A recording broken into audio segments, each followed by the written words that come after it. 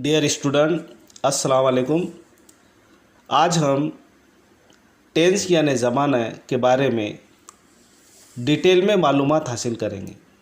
इसके पहले पार्ट में हमने टेंस के बारे में मुख्तसरन मालूमात हासिल की है। तो टेंस के हमको मालूम ही है कि 3 किस्में हैं और ये 3 किस्मों की जो है तो 12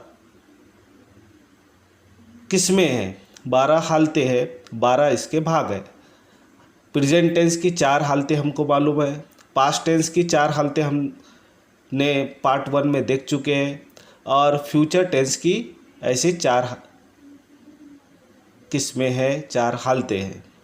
तो आज हम ये पार्ट 2 में टेंस का ये पार्ट 2 है। ये पार्ट 2 में प्रेजेंट टेंस की जो 4 हालतें हैं यानी प्रेजेंट इंडेफिनिट टेंस यानी ज़माना हाल नामुकम्मिल, और दूसरी किस्म जो है तो प्रेजेंट टेंस की प्रेजेंट कंटिन्यूअस टेंस ज़माना हाल जारी, और तीसरी किस्म जो है तो प्रेजेंट टेंस की है प्रेजेंट परफेक्ट टेंस यानी ज़माना हाल मुकम्मिल, और चौथी किस्म जो है तो प्रेजेंट परफेक्ट कंटिन्यूअस टेंस यानी ज़माना हाल जारी व मुकम्मिल। तो इसके बारे में हम जो है तो डिटेल में मालूमात हासिल करेंगे। तो सबसे पहले हम जो है तो प्रेजेंट टेंस की पहली हालत या पहला भाग जिसका नाम जो है तो प्रेजेंट इंडेफिनिट टेंस यानी ज़माना हाल नामुकम्मिल, इसके बारे में मालूमात हासिल करेंगे। यानी ज़माना प्रेजेंट इंडेफिनिट टेंस ज़माना हाल नामुकम्मिल, इसके बारे में हम जो है तो डिटेल में मालूमात हासिल करेंगे। तो प्रेजेंट टेंस के प्रेजेंट इंडेफिनिट को जो है तो हम पहले अफर्मेटिव बनाएंगे, उसके बाद में नेगेटिव बनाएंगे और उसके बाद में जो है तो इंट्रोगेटिव सेंटेंस इसके जो है तो हम बनाने वाले हैं। तो अफर्मेटिव के लिए जो रूल है, तो अफर्मेटिव में समझो सब्जेक्ट एस यानी सब्जेक्ट प्लस वर्ब का first form plus S oblique E S oblique I E S plus object, ये इसका जो है तो अफर्मेटिव सेंटेंस का पैटर्न होता है। और सब्जेक्ट यानी उर्दू में इसको जो है तो सब्जेक्ट यानी काम करने वाला, जो सेंटेंस में शुरू में होता है सब्जेक्ट। अब हम जो है तो आगे देखेंगे कि हमारे पास में सब्जेक्ट कौन से हैं। उसी तरह जो है तो वर्ब यानी काम, वर्ब बहुत इंपॉर्टेंट, सेंटेंस में जो है तो वर्ब की बहुत अहमियत होती है। अगरचे सेंटेंस में वर्ब नहीं होता है तो वो सेंटेंस का कोई भी मतलब नहीं होता है। दूसरी जो है ऑब्जेक्ट होता है। ऑब्जेक्ट यानी जिस पर काम किया जा रहा हो, यानी जिस पर काम हो रहा है, जिस पर काम होता है उसको ऑब्जेक्ट कहते हैं। टेंस में हमको ये बातों पर ध्यान देना पड़ता, क्योंकि हम जो टेंस पढ़ रहे हैं इसको बहुत ही एक टेंस को 12 के 12 हालतों को हमको बहुत सी तवज्जो से पढ़ना पड़ेगा, क्योंकि ध्यान देना पड़ेगा, क्योंकि ये जो है हमारे को इसका एक्टिव पैसिव में इस्तेमाल करना पड़ेगा, और जो है तो इसका डायरेक्ट इनडायरेक्ट में भी जो है तो इसका इस्तेमाल होता है। इसलिए हमको इसको सब्जेक्ट वर्ब और ऑब्जेक्ट। अब सब्जेक्ट क्या है हमारे पास में, सब्जेक्ट किसे कहते हैं? सब्जेक्ट जो है तो हमारे पास में, हमने इसके पहले एक वीडियो में मैंने जो सेंड किया था उसमें पार्ट्स ऑफ स्पीच में जो है तो वर्ब प्रोनाउन में जो है तो सब्जेक्ट के बारे में मालूमात हासिल दिया था। तो सब्जेक्ट हमारे पास में 3 पर्सन होते हैं, यानी first person, second person, third person. अब थर्ड पर्सन में हमारे पास में जो सब्जेक्ट होते हैं वो होता है ही, शी, इट, नाम जैसे यहाँ अहमद दिया मैंने, और रेशमा लड़की के लिए, और अ बॉय, अ गर्ल, ये जो है तो ये हो गया अपना हमारे पास में थर्ड पर्सन और सिंगुलर। फर्स्ट पर्सन कौन होता है? फर्स्ट पर्सन यानी मुतकल्लिम, सेकंड पर्सन जिससे बात की जा रही हो, और थर्ड पर्सन गायब, जो हाजिर नहीं है, जिसके बारे में बात की जा रही है। तो आई यानी मैं, वी यानी हम, तो ये क्या है, फर्स्ट पर्सन है। I first person, we first person, और यू जो है तो ये सेकंड पर्सन है, और दे ये थर्ड पर्सन प्लूरल है, जमा है, जमा के लिए इस्तेमाल किया जाता है। तो जब टेंस का जो है तो अफर्मेटिव सेंटेंस यानी प्रेजेंट इंडेफिनिट के बारे में हम मालूमात हासिल कर रहे हैं, और प्रेजेंट इंडेफिनिट में भी जो है तो हम सेंटेंस जो है तो अफर्मेटिव सेंटेंस किसे कहते हैं? अफर्मेटिव सेंटेंस यानी मस्बित जुमला,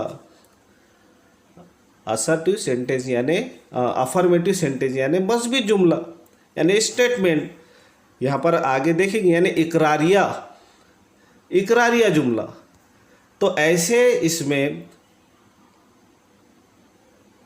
जो हमको सबसे पहली मालूमात हासिल करना है वो अफर्मेटिव में आई यानी सब्जेक्ट जब काम करने वाला आई हो, वी हो, यू हो या दे हो।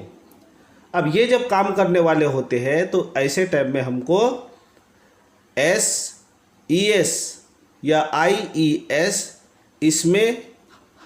इनके साथ में हमको ये नहीं लगाना पड़ता, यानी एस ई एस और आई ई एस ये हमको नहीं लगाना पड़ता है, यानी आई के साथ में, वी के साथ में, यू के साथ में और दे के साथ में। जब हम अफर्मेटिव सेंटेंस यानी प्रेजेंट इंडेफिनिट का अफर्मेटिव सेंटेंस बनाएंगे तो वर्ब के फर्स्ट फॉर्म के साथ में यानी मेन वर्ब के साथ में हमको आई, वी, यू और दे के साथ में एस ई एस और आई ई एस नहीं लगाना पड़ता है। लेकिन उसी तरह थर्ड पर्सन और सिंगुलर के साथ में, थर्ड पर्सन हमारे पास में थर्ड पर्सन सब्जेक्ट कौन से हमारे पास में? ही है, शी है, इट है, और कोई नाम है, लड़के का नाम या लड़की का नाम, मुज़क्कर या मुहन्नस, यहाँ पर आ बॉय, आ गर्ल, और इसी तरह के जो है तो जो सब्जेक्ट हमारे पास में जो कौन से हो, थर्ड पर्सन हो और सिंगुलर यानी वाहिद हो, जैसा कि ही यानी लड़का, एक लड़का, शी यानी लड़की, एक लड़की, इट यानी बेज़बान बेजान के लिए इस्तेमाल किया जाता, अहमद यानी एक लड़का, रेशमा यानी एक लड़की, आ बॉय यानी एक लड़का, गर्ल एक लड़की।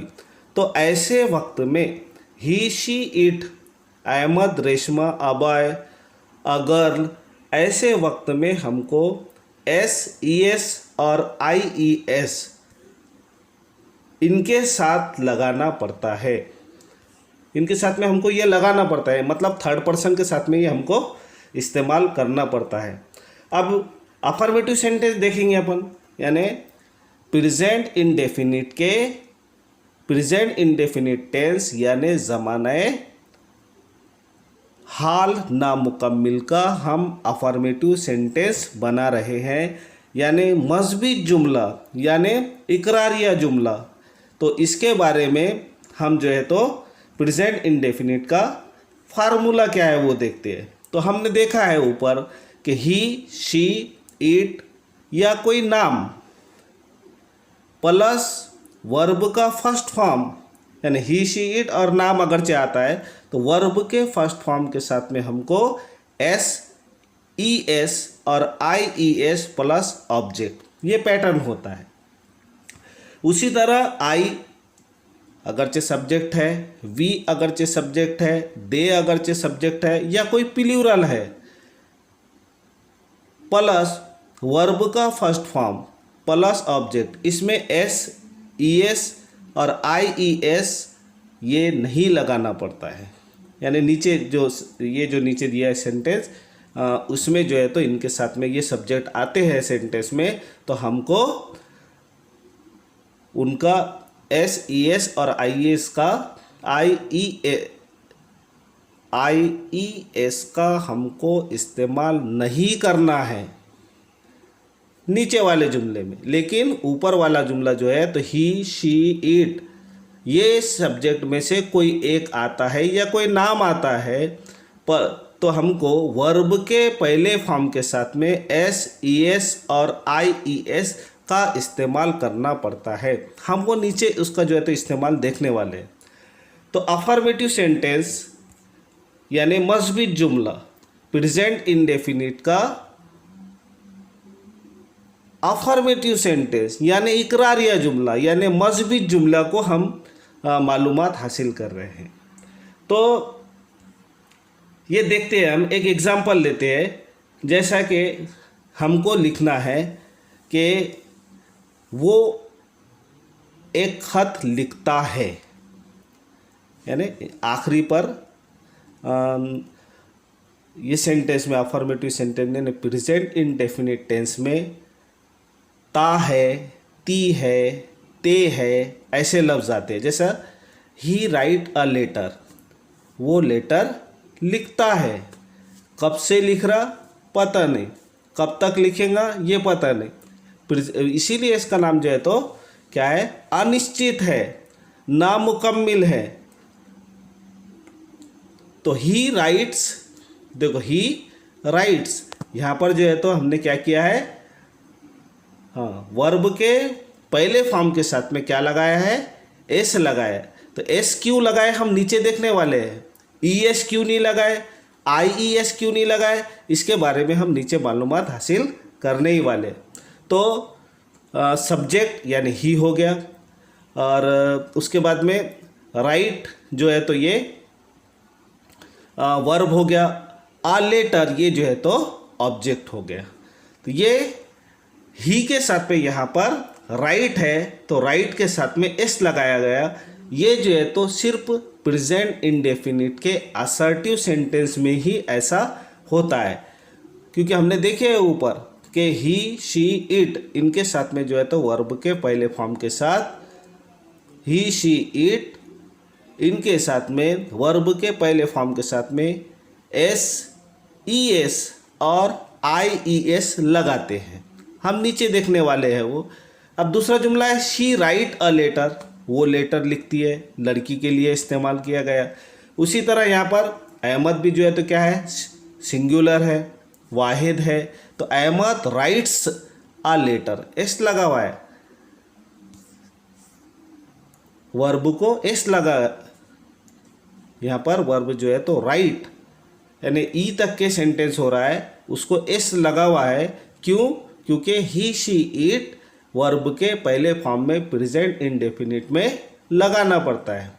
ये रूल है, रूल के हिसाब से अपन चल रहे हैं। लेकिन आई वी दे यू के साथ में हम, जैसे यहाँ पर जो दिया गया है आई राइट अ लेटर, ये जुमला देखते हैं हम, तो यहाँ पर राइट्स है ना, लेकिन यहाँ पर आई सब्जेक्ट कौन सा हमारे पास में आई है, तो I write a letter, I write a letter. यहाँ पर हमने जो है तो राइट को एस नहीं लगाया। क्यों नहीं लगाया, क्योंकि रूल ये कहता है कि अगरचे जुमला आई वी दे और यू ये जुमले में सब्जेक्ट होते हैं तो वर्ब के पहले फॉर्म के साथ में एस ई एस और आई ई एस नहीं लगाया जाता है। लेकिन थर्ड पर्सन और सिंगुलर अगरचे जुमले में होता है प्रेजेंट इंडेफिनिट में, और अफर्मेटिव सेंटेंस में मस्बी जुमले में तो हम जो है तो यहाँ पर एस ई एस और आई ई एस का इस्तेमाल करते हैं। ये बात हमको ध्यान और ज़हन नशीन करना होगा। दूसरा जुमला यहाँ पर एक दिया हुआ है वी राइट्स अ लेटर, यहाँ भी एस लगा हुआ नहीं है, रूल के हिसाब से बराबर है। दे राइट अ लेटर, वो लेटर लिखते हैं, जमा जुमला है, लेकिन हालांकि ये थर्ड पर्सन है दे, लेकिन ये तो जमा में है, इसलिए जो है तो राइट के आगे एस नहीं लगाया गया। आगे का जुमला जो है तो यू राइट अ लेटर, इसके आगे भी जो है तो एस नहीं लगाया गया। तो ही शी इट दे और नाम, और उसके आगे जो है तो एस वर्ब के पहले फॉर्म के साथ में एस लगाया जाता है। लेकिन अगरचे आई वी दे और यू आए तो वर्ब के पहले फॉर्म के साथ में एस ई एस और आई ई एस नहीं लगाया जाता।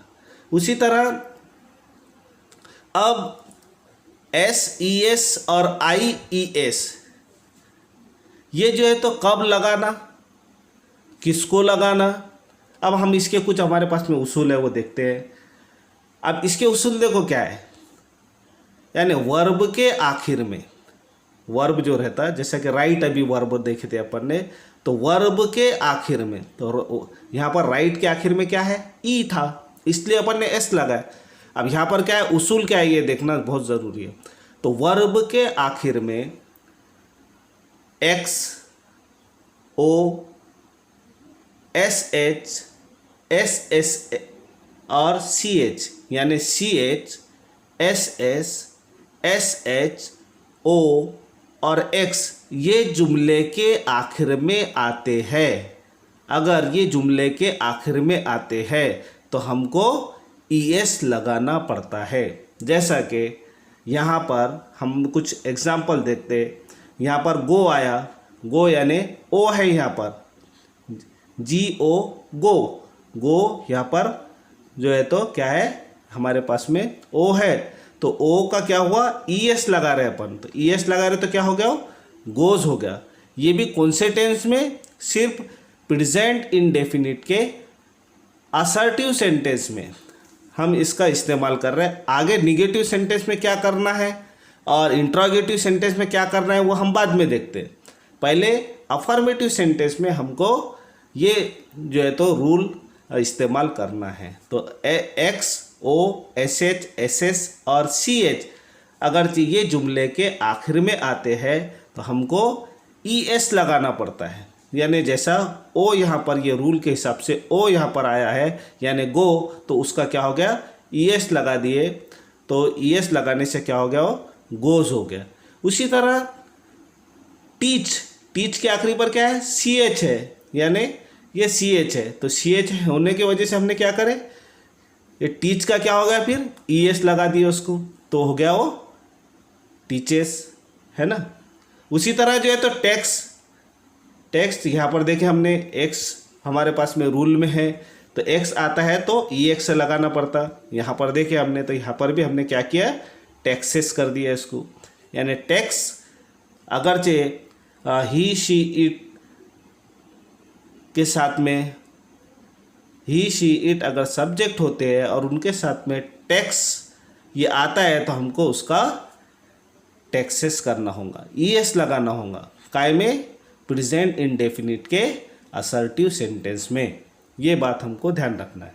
दूसरा उसूल क्या है, वाई के पहले कंसोनेंट, वाई के पहले अगरचे कंसोनेंट आता है, वाई के पहले, वाई समझो एक जुमला है, वाई के पहले सेंटेंस में या वर्ड में वाई के पहले कंसोनेंट हो तो IES लगाते हैं। अब कंसोनेंट क्या है, कंसोनेंट आपने पढ़े होंगे, वावेल और कॉन्सोनेंट, यानी जो इंग्लिश के अल्फ़ाबेट है, कितने 26 है, वो 26 में से ABCDEFGHIJKLMNOPQRSTUVWXYZ, ये हमारे पास में 26 वर्ड है, लेकिन 26 में से 5 जो है तो वावेल है। अब 26 में से 5 गए तो बचे कितने, 21, तो 21 वर्ड का नाम क्या है, उनको कंसोनेंट कहते हैं। तो वाई के पहले कंसोनेंट, अब वो 5 वावेल कौन थे हैं, नीचे मैंने बताया हो अभी, तो हम देखते हैं कि वाई के पहले कंसोनेंट यानी 5 वर्ड छोड़ के, 5 वर्ड कौन थे छोड़ने के अपने को, ए, ये वावेल है। अब वावेल किसे कहते हैं वो भी देखते हैं अपन नीचे, तो ए, ई,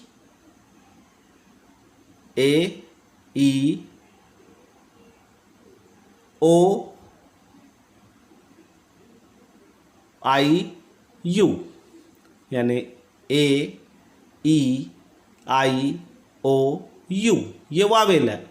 अब ये 5 वावेल को छोड़ के बाकी के जो 21 वर्ड है अल्फ़ाबेट जो है इंग्लिश के, वो क्या है, कंसोनेंट है। अब कंसोनेंट वाई के पहले अगर कंसोनेंट आता है हो तो IES लगाना पड़ता है, काय में, प्रेजेंट इंडेफिनिट टेंस के असर्टिव सेंटेंस में। अब जैसा कि ये हमारे पास में वर्ब है यानी कराए, तो कराए का अगरचे प्रेजेंट इंडेफिनिट का जुमला हो तो कराए का क्या हो जाएगा, कराइस लिखना पड़ेगा हमको। किसके साथ में, he, she, it, boy, girl, singular के साथ में हमको कराए आया तो उसका क्राइस लिखना पड़ता है। ये उसूल है। थर्ड पर्सन आता है और या सिंगुलर कोई साथ में आता है तो उसके साथ में हमको कराए नहीं लिखते हुए हमको क्या करना पड़ेगा, क्राइस करना पड़ेगा। उसी तरह दूसरा जैसा ट्राई आ जाता है तो ही आ गया, शी आ गया, इट आ गया, या a boy, a girl, Ahmad, Sita, ऐसा वो नाम आते हैं तो हमको ट्राई नहीं लिख के प्रेजेंट इंडेफिनिट के अफर्मेटिव सेंटेंस में ट्राइस लिखना पड़ता है। लेकिन आई, वी, दे, यू ये जुमला आते हैं अफर्मेटिव सेंटेंस में भी तो हमको ट्राई ही लिखना पड़ता है। जैसा कि प्रेजेंट इंडेफिनिट के असर्टिव सेंटेंस अफर्मेटिव सेंटेंस में स्टडी आ जाता है तो हमको क्या करना पड़ेगा, रूल के हिसाब से, क्योंकि स्टडी का आखिरी वर्ड वाई है और वाई के पहले डी है और डी क्या है, कंसोनेंट है, इसलिए हमको क्या करना पड़ेगा, डी वाई को हटाकर डी के बाद में हमको आई लिखना पड़ेगा और उसके बाद में ईएस लगाना पड़ता है। उसी तरह मैं बोल रहा था कि वावेल, अब वावेल का भी आई गया। तीसरा रूल क्या है कि वाई के पहले जुमला में अगरचे सेंटेंस में या वर्ड में वाई के पहले वावेल, अब वावेल क्या है, ए है, ई है, आई है, ओ है, यू है, ये 5 वर्ड वावेल है। तो ये 5 वर्ड वाई के पहले आते हो तो हमको वर्ब के साथ में एस लगाना पड़ता है। जैसा मैंने यहाँ पर एक एग्जांपल दिया, क्योंकि वीडियो बहुत लंबी हो रही थी इसलिए शॉर्ट करा। जैसा कि यहाँ पीले वर्ड है, पीले क्या है, पीले जो है तो ये वर्ब है। अब ही, शी, इट यानी थर्ड पर्सन या सिंगुलर, ये सब्जेक्ट के साथ में, ही, शी, इट ये सब्जेक्ट के साथ में पीले आता है प्रेजेंट इंडेफिनिट टेंस में, ज़माने हाल नामुकम्मिल में, तो हमको ही पीले ना लिखते हुए ही प्लेस करना पड़ेगा। इस तरह जो है तो ये तीसरा रूल है कि वाई के पहले, जैसा वाई के पहले ए क्या है, वाई के पहले ए जो है तो ये वावेल है, तो वावेल वाई के पहले ए वावेल होने की वजह से हमको क्या कर रहे हैं, हमने एस लगा दिए। तो इस तरह मैंने आपको एस, ई एस और आई ई एस ये जो है तो अफर्मेटिव सेंटेंस में, प्रेजेंट इंडेफिनिट के अफर्मेटिव सेंटेंस में एस, ई एस और आई ई एस का इस्तेमाल डिटेल में बता दिया है। उसी तरह आगे हम देखते हैं निगेटिव सेंटेंस। अब निगेटिव सेंटेंस यहाँ देखते हैं। निगेटिव सेंटेंस यानी मनफी जुमला जिसमें इनकार हो, यानी इनकारिया जुमला जिसमें नहीं का लफ्ज़ इस्तेमाल किया हो, जिसमें नॉट का लफ्ज़ इस्तेमाल किया गया हो, उसको जो है तो निगेटिव सेंटेंस कहते हैं। यानी जिसमें ऐसा जुमला जिसमें नहीं का जिक्र किया गया है ना, जैसा मैं स्कूल नहीं जाता, मैं खाना नहीं खाता, है ना, ऐसा जुमला जिसमें नहीं का इस्तेमाल किया गया हो। तो मैं खेलता नहीं हूँ, इस तरह का जुमला अगरचे उसमें नॉट का इस्तेमाल किया गया, यानी निगेटिव सेंटेंस है जुमले में। अभी नीचे एग्जांपल देखते हैं। तो अगरचे जुमले में जो है तो नॉट का इस्तेमाल किया गया है तो उस जुमले को निगेटिव सेंटेंस कहते हैं। और प्रेजेंट इंडेफिनिट में निगेटिव जुमले में जो है तो क्या इस्तेमाल किया जाता है हम आगे देखते हैं। देखो हमारे पास में थर्ड पर्सन हमको मालूम ही है, थर्ड पर्सन और सिंगुलर यानी वाहिद, अकेला। तो थर्ड पर्सन हमारे पास में सब्जेक्ट कौन से है, ही है, शी है, इट है, जैसे ऊपर देखे अपन ने, आ बॉय है, आ गर्ल है, अहमद है, नेहा है, अनीता है, और जो भी नाम जो है तो आते हैं। तो ये हो गया हमारे पास में थर्ड पर्सन और सिंगुलर वर्ड। अब ये जो ये सब्जेक्ट अगरचे आते हैं तो ये सब्जेक्ट आए तो हमको क्या करना है, यानी ये क्या है, थर्ड पर्सन है, तो हमको जुमले में नहीं का इस्तेमाल करना है, तो नॉट को अलग नहीं लिखते हुए डज का इस्तेमाल करना पड़ता है। किसके साथ में, ही के साथ, शी के साथ, इट के साथ, आ बॉय के, मतलब सिंगुलर के साथ में, और ही शी इट जो थर्ड पर्सन होते हैं उनके साथ में हमको डज नॉट का इस्तेमाल करना पड़ता है। यानी निगेटिव सेंटेंस में हमको दो हेल्पिंग वर्ब का इसमें इस्तेमाल कर सकते हैं हम, एक तो डू और दूसरा डज। यहाँ पर जो है तो डज का इस्तेमाल कर रहे हैं, है ना, और यहाँ पर यानी डज नॉट का इस्तेमाल, यानी डज और डू का इस्तेमाल करना पड़ता है नॉट के पहले। उसी तरह आई, वी, यू, दे, अगरचे हमको कोई जुमला निगेटिव नहीं जिसमें लाने का है तो आई, वी, यू और दे प्रेजेंट इंडेफिनिट के निगेटिव सेंटेंस में डू नॉट का लफ्ज़ इस्तेमाल करना पड़ता है। किसके साथ में, आई के साथ में, वी के साथ में, यू के साथ में और दे के साथ में जो है तो हमको डू नॉट का इस्तेमाल करना पड़ता है। और ही, शी, इट और सिंगुलर के साथ में, सिंगुलर नेम के साथ में हमको जो है तो डज नॉट का इस्तेमाल करना पड़ता है। तो उसी तरह जो है तो हम इसके निगेटिव सेंटेंस का जो है तो फार्मूला देखते हैं। क्या है फार्मूला हमारे पास में, पैटर्न क्या है, तो सब्जेक्ट प्लस डू नॉट या डज नॉट प्लस वर्ब का फर्स्ट फॉर्म प्लस ऑब्जेक्ट। उसी तरह जैसे डू नॉट है तो डू नॉट का शॉर्ट फॉर्म हम जो है तो डोंट भी कहते हैं, डज नॉट है तो डज नॉट का शॉर्ट फॉर्म जो है तो हम डजंट भी कहते हैं। तो ये शॉर्ट फॉर्म भी हम इस्तेमाल कर सकते हैं। तो पैटर्न क्या है, subject plus don't plus doesn't plus verb का फर्स्ट फॉर्म प्लस ऑब्जेक्ट। ये जुमला अगर ये जो है तो ये निगेटिव यानी प्रेजेंट इंडेफिनिट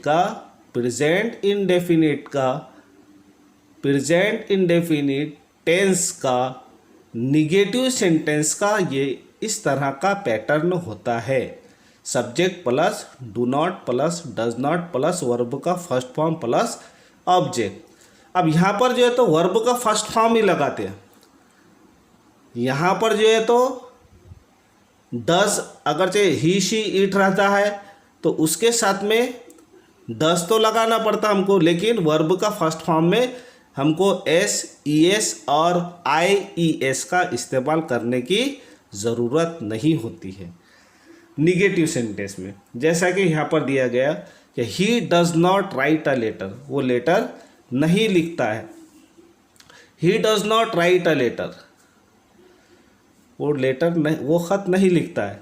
यानी यहाँ पर जो है तो डज, अब यहाँ पर जो है तो राइट, यहाँ पर एस लगाए गया, अपन ने क्यों नहीं लगाया, क्योंकि हेल्पिंग वर्ब डज का इस्तेमाल किया गया कि किसके साथ में, ही के साथ में, ही के साथ में डज का इस्तेमाल किया गया नॉट की हेल्प के लिए, तो डज नॉट लगा दिए हमने, तो यहाँ पर राइट के साथ में एस लगाने की कोई ज़रूरत नहीं है। ये जो बात जो है तो हमको जहन नशीन करना होगा। निगेटिव सेंटेंस में इस तरह जो है तो ही, शी, इट और नाम के साथ में डज में ही जो है तो क्या आ जाता है, एस और ई एस को लगाने की हमको वर्ब के फर्स्ट फॉर्म के साथ में यानी मेन वर्ब के साथ में लगाने की कोई ज़रूरत नहीं होती है।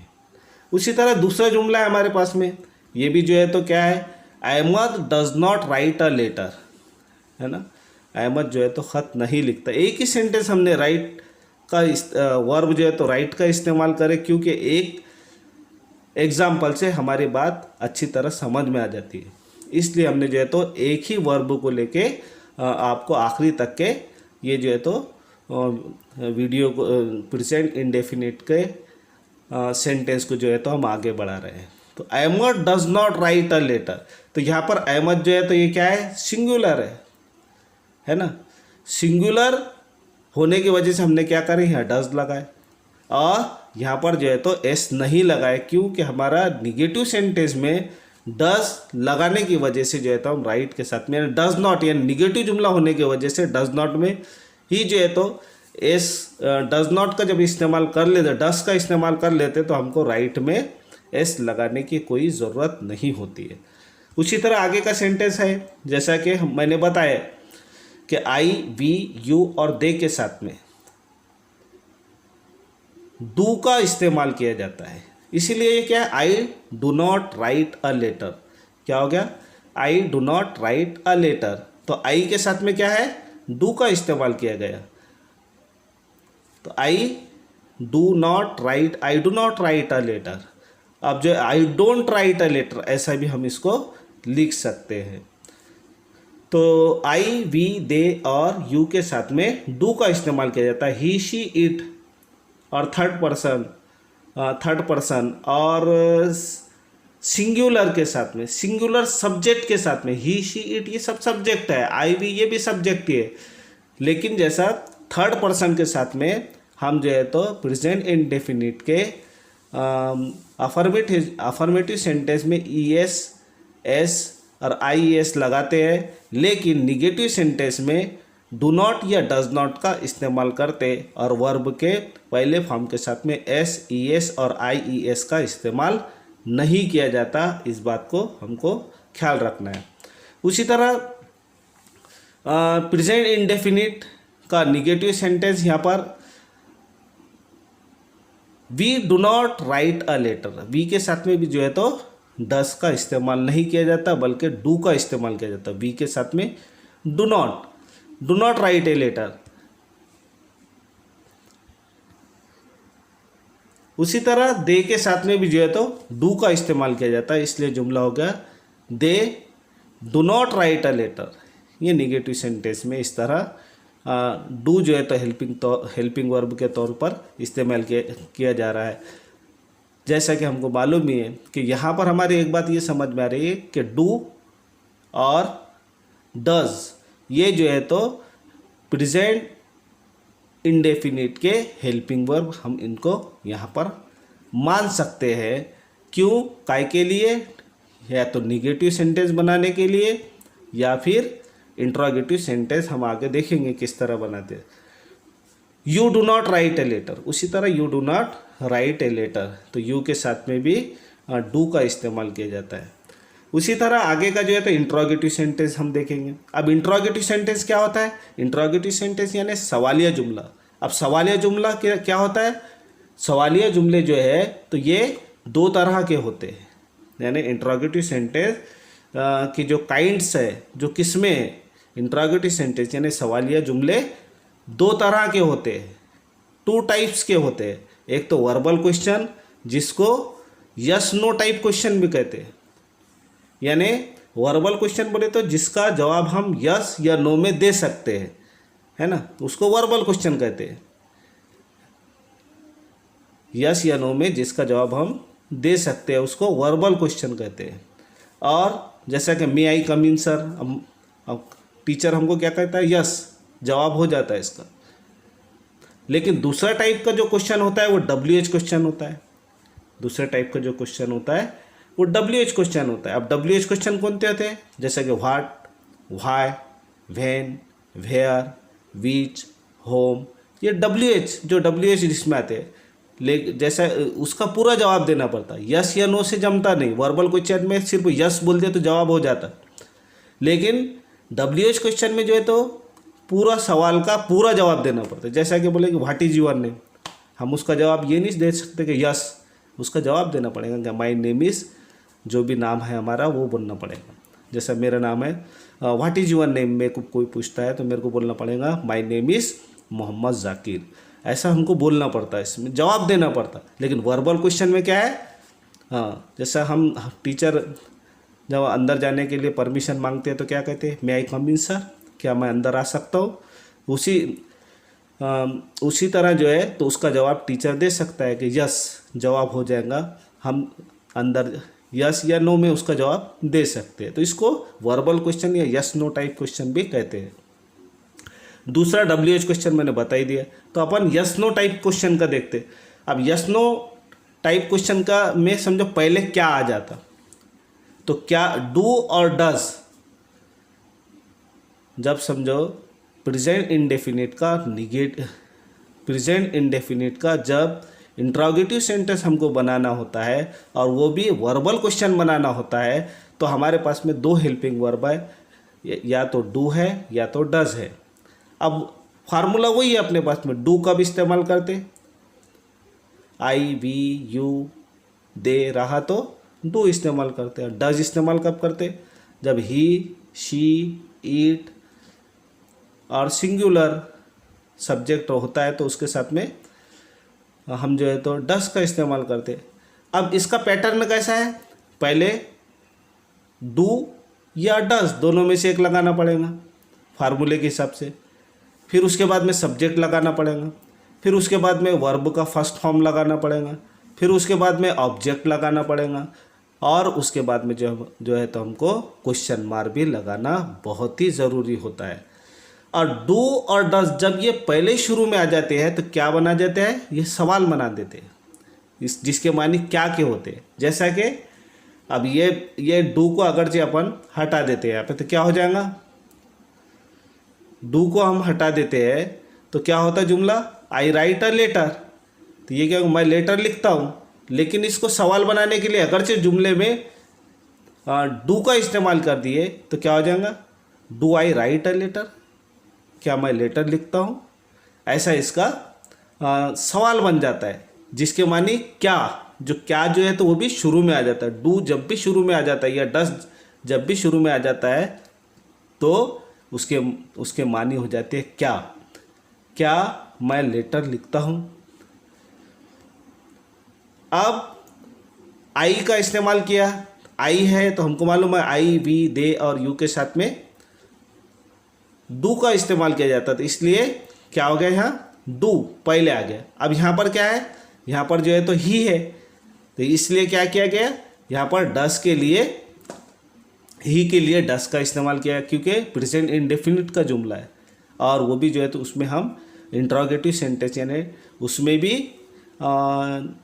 वर्बल क्वेश्चन बना रहे हैं, यस नो टाइप क्वेश्चन बना रहे हैं। और डस के मानी जब भी शुरू में डस और डू ये शुरू में आ जाते हैं तो क्या कर देते हैं, सवाल बना देते हैं। तो does he write a letter, क्या वो लेटर लिखता है, ऐसा सवाल बन जाते हैं। उसी तरह यहाँ पर एग्जाम्पल दिया गया, do they write a letter, they write a letter, अब दे के साथ में क्या लगता है, डू लगता है, तो सवाल बनाने के लिए क्या करना पड़ेगा, हमको डू का इस्तेमाल करना पड़ेगा। इसलिए हमने क्या किया, डू पहले लगा दिया। तो do they write a letter, क्या वे खत लिखते हैं। अब एक जुमला जो है तो हम यहाँ क्या करेंगे, इसको जो है तो हम उर्दू से इंग्लिश में बनाएंगे। अब यहाँ पर लिखा हुआ है कि क्या तुम सेब खाते हो। अब क्या आ गया, अब क्या के लिए हमारे पास में क्या है, क्या को हम बाद में देखते हैं, पहले तुम को देखो। तुम के लिए हमारे पास में वर्ड कौन सा है, यू है। अब यू के साथ में हेल्पिंग वर्ब कौन सा है फिर हमारे पास में, प्रेजेंट इंडेफिनिट में डू है। तो do you eat a Apple, क्या तुम सेब खाते हो, ऐसा इसका मतलब हो जाता है। इस तरह जो है तो ये हमने वर्बल क्वेश्चन, इसका जवाब हो सकता, इसका जवाब यस, क्या तुम सेब खाते हो तो यस, नहीं खाते हो तो नो, जवाब हो जाएगा। उसी तरह जो है तो आगे हम WH क्वेश्चन देखते हैं। WH क्वेश्चन हमने बताया तुमको कि what, who, when, why, which, where, how, whom, ETC जितने भी जो है तो WH आते हैं तो सवालिया जुमला कहते हैं इसको, जिसमें सवाल पूछा जाता है। और ये हमारे ये व्हाट कब लगाते हैं, हु के क्या मानी है, कब जो है तो उसको सवाल में इस्तेमाल करना, व्हेन का कब इस्तेमाल करना, ये एक जो है तो वीडियो जो है तो इसकी भी मैं सेंड करने वाला हूँ। तो WH क्वेश्चन कैसा बनाते, उसी तरह हम यहाँ जो है तो मुख्तसर में प्रेजेंट इंडेफिनिट में जैसा कि टेंस के 12 हालतें हैं, उसी तरह 12 हालतों में भी जो है तो अफर्मेटिव सेंटेंस भी बनते हैं, निगेटिव सेंटेंस भी बनते हैं, और उसी तरह जो है तो इंट्रोगेटिव सेंटेंस भी बनते हैं। सभी जो है तो सेंटेंस, इसीलिए जो है तो मैंने पहले बोला था तुमको पार्ट 1 में कि पार्ट 1 जो मैंने लिया था उसमें बोला था कि हमको टेंस के लिए सिर्फ टेंस देख ले रही है नहीं, उसके लिए हमको जो है तो सेंटेंस का भी मालूम होना ज़रूरी है, वर्ब का भी मालूम होना ज़रूरी है, अफर्मेटिव सेंटेंस का भी मालूम होना ज़रूरी है, निगेटिव सेंटेंस का भी मालूम होना ज़रूरी है, और इंट्रोगेटिव सेंटेंस इसका भी जो है तो हमको मालूम होना ज़रूरी है। और साथ ही साथ में पार्ट्स ऑफ स्पीच जो 8 है उसको भी जो है तो हमने अच्छी तरीके से याद करना बहुत ज़रूरी। वो बाज़ार कब जाती है, अब ये उर्दू में समझो इसको क्या बोलेंगे। वो तो हमारे पास में, वो बाज़ार कब जाती है, अब जाती है यानी लड़की है, तो लड़की के लिए जो है तो क्या इस्तेमाल करते हैं अपन, शी इस्तेमाल करते हैं। तो सबसे पहले हमको देखना पड़ेगा वो बाज़ार कब है आगे इसमें, कब यानी वेन के मायने होते कब के। अब वो यानी क्या है, ये वो यानी शी, और जाती यानी गो। तो जुमला कैसा बनेगा, अब हमको इसमें जो है तो हेल्पिंग वर्ब भी इस्तेमाल करना पड़ेगा, प्रेजेंट इंडेफिनिट का, इंट्रोगेटिव सेंटेंस, WH क्वेश्चन बना रहे हम। तो वो बाज़ार कब जाती है, तो हमको सबसे पहले क्या करना पड़ेगा, कब देखना पड़ेगा, नहीं क्या। तो क्या के मानी क्या, कब के मानी क्या होते हैं, इंग्लिश में कब को क्या कहते हैं, तो वेन कहते हैं। अब वो जो है तो वो यानी शी है प्रेजेंट इंडेफिनिट में, तो हेल्पिंग वर्ब इस्तेमाल करना पड़ता सवाल बनाते वक्त, तो डस का इस्तेमाल करें। डस के बाद में शी के साथ में हमेशा ही शी इट के साथ में हमको मालूम है डज आता है, तो शी। अब जो है तो जाती यानी बाजार जाती है ये होना हमको, तो गो टू मार्केट यानी वो बाजार कब जाती है ऐसा है। तो when does she go to market, वो बाजार कब जाती है। अब हम जब WH क्वेश्चन की पूरी जो वीडियो में तुमको सेंड करूँगा उसमें अपन सवाल कैसे बनाते, तो हमको समझो यही देखना पड़ता कि जो सेंटेंस जो टेंस में जवाब जो टेंस में वही टेंस में हमको सवाल बनाना पड़ता है ना। उसके बाद में तुम कहाँ रहते हो, तो कहाँ के लिए क्या वर्ड इस्तेमाल करते हैं हम, वेयर करते। तो वेयर, अब तुम के लिए क्या है, यू है, तो यू यानी यू के लिए हम जो है तो यू के साथ में डू का इस्तेमाल करते हैं, हेल्पिंग वर्ड डू। तो वेयर डू यू लिव यानी तुम कहाँ रहते हो। उसी तरह तुम कब सोते हो, तो कब के लिए फिर हमारे पास में क्या है, वैन है, और तुम के लिए हमारे पास में यू है। यू के साथ में जो है तो हेल्पिंग वर्ब डू का इस्तेमाल किया जाता, और स्लीप यानी ये वर्ब हो गया। तो व्हेन डू यू स्लीप, तुम कब सोते हो। तो इस तरह जो है तो हमने टेंस के 3 किस्में में से यानी 12 हालतें में से प्रेजेंट टेंस की पहली हालत, पहला भाग जिसको जो है तो प्रेजेंट इंडेफिनिट टेंस यानी ज़माना हाल नामुकम्मिल अनिश्चित, ये जो है तो इसके बारे में डिटेल में मालूमात हासिल कर ली। तो आपको ये वीडियो पसंद आएगा इंशाल्लाह, तो आप इसको लाइक कर सकते हैं। थैंक यू, अल्लाह हाफिज़।